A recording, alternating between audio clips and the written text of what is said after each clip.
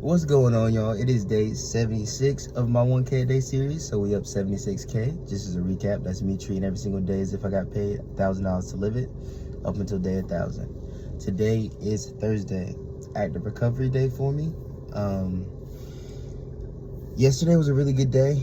Got my tempo day done, and then hit the gym, got a full body auxiliary. It felt really good to just get some, I don't know, I feel like this extra stress out of my body when I was running, and the gym really helped tighten that back up, so that was nice. But today I'll go and first I'm gonna go to the library and get these LinkedIn invitations sent out. I think I'll just go to a health fitness specialist, keep it easy today. They're probably a little bit more active on LinkedIn, so just spam 100 of those.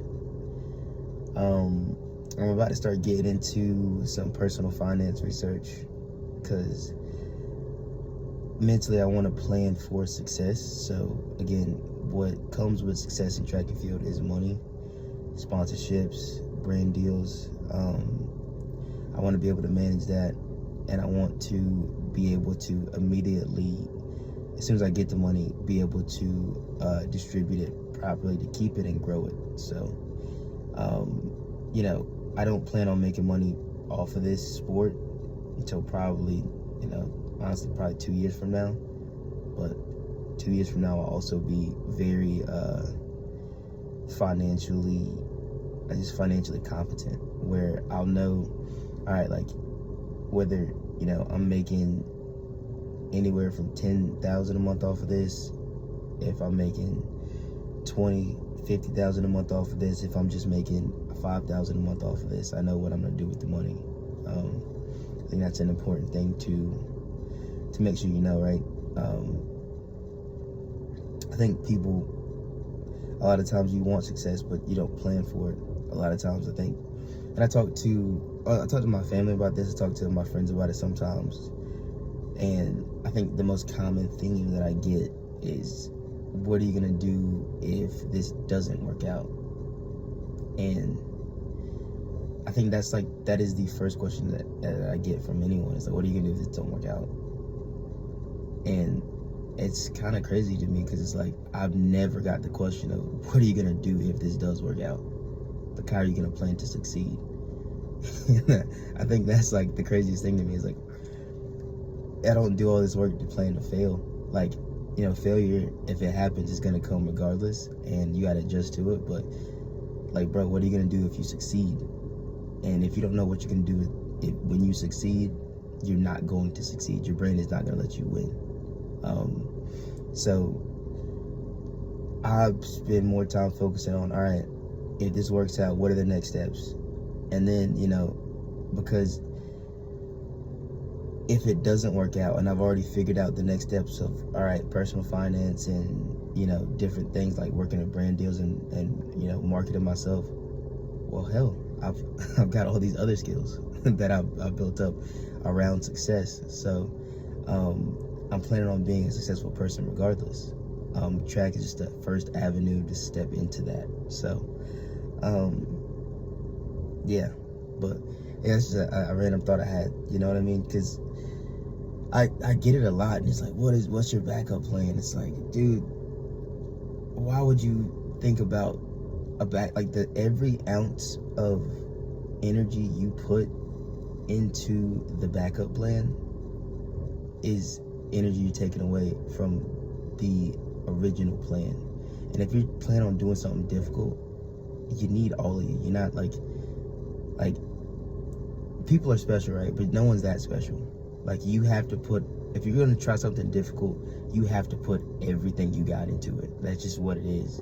You know what I mean? You can't just half-tail it and then be halfway in the door and then I got a fully set up backup plan. It's and I spend days on hours thinking about the backup plan. It's eventually the backup plan one is easier, so your brain's gonna default to it.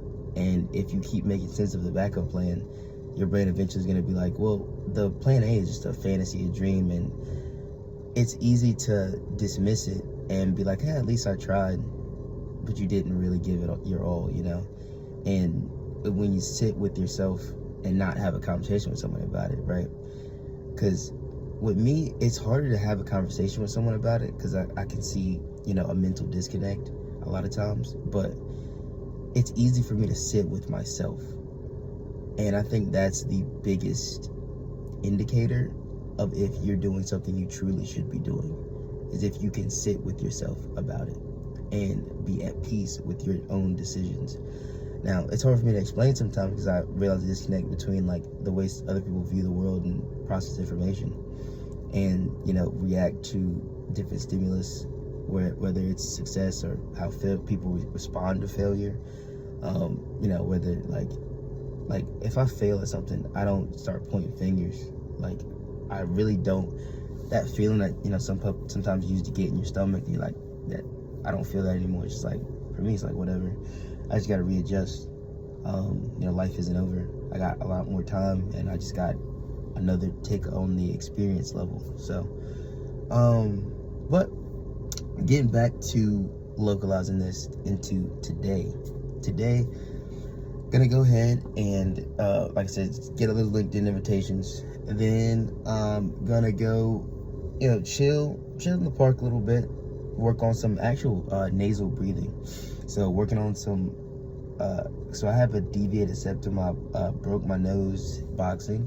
So sometimes I'll go, a long period of time without breathing properly, where I'll be like mouth breathing, or I will just nasal breathe, but it's so shallow to where like I'll be just basically holding my breath for like 45 seconds at a time without like breathing.